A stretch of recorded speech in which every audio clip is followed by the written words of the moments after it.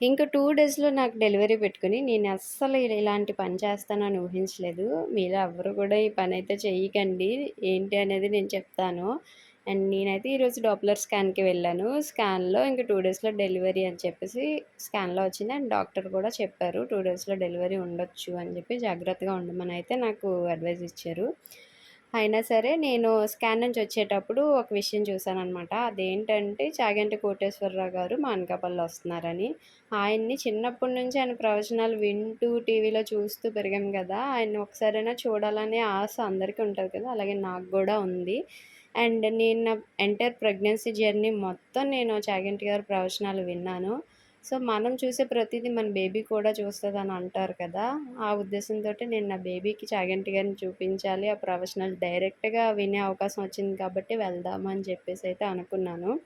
వెళ్ళిన తర్వాత ఏం జరిగింది అనేది మళ్ళీ చెప్తాను. ఇంక మా హస్బెండ్‌ని ఎంతో బ్రతిమలాడుకుంటే ఆయనైతే పాసులైతే సెట్ చేశారు. తర్వాత వీఐపీ పాసులు కూడా సెట్ అయ్యాయి. మా బావగారైతే సెట్ చేశారు. ఓకే. హ్యాపీగా వెళ్ళిపోయాము. వెళ్ళిన తర్వాత తెలిసింది వీఐపీ పాసులు మన దగ్గరే కాదు చాలా మంది దగ్గర ఉన్నాయని జెప్పేసి. ఎంత క్రౌడ్ ఉన్నారో చూసారు కదా! మేము సెకండ్ గేట్‌లో ఉన్నాము. అండ్ మాకు బ్యాక్ సైడు అండ్ నార్మల్ పాసుల వాళ్ళు కూడా చాలా మందే ఉన్నారు. మేము వెళ్ళటమే కొంచెం లేట్ అయింది. అందువల్ల క్రౌడ్ అయితే ఆల్రెడీ ఫిల్ అయిపోయి ఉన్నారు. ఫైనల్లీ వెళ్ళాను. చిన్నప్పటి నుంచి చాగంటి గారిని చూడాలి డైరెక్ట్‌గా నా డ్రీమ్ అయితే ఫుల్‌ఫిల్ అయిపోయింది. హ్యాపీ. కానీ ఈ క్రౌడ్ నుంచి బయటికి రావటం అనేది నిజంగా పెద్ద టాస్క్ అయితే అయ్యింది నాకు. లిటరల్లీ చాలా భయమైతే యేసింది. వీళ్ళందరినీ క్రాస్ చేసుకొని నేను బయటికి రాగలనా? అసలు వస్తానా? అని అయితే చాలా భయమేసింది.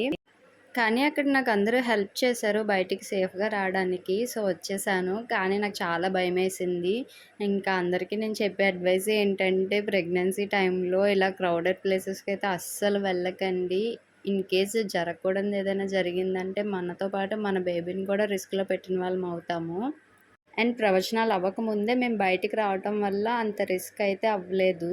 అండ్ కంప్లీట్ అయితే మాత్రం చాలా ప్రాబ్లమ్ అయితే అవుదును. ఇంక ప్రెగ్నెన్సీలో ఇదే నా లాస్ట్ నాన్ వెజ్ మీల్ కాబట్టి హ్యాపీగా తిందామని చెప్పి నా ఫేవరెట్ దాబాకైతే వచ్చేసాము. ఇంక మంచిగా ఫుడ్ అయితే తిన్నాను. ఇంకా ప్రెగ్నెన్సీ రిలేటెడ్ వీడియోస్ అయితే మన ఛానల్‌లో చాలా రాబోతున్నాయి.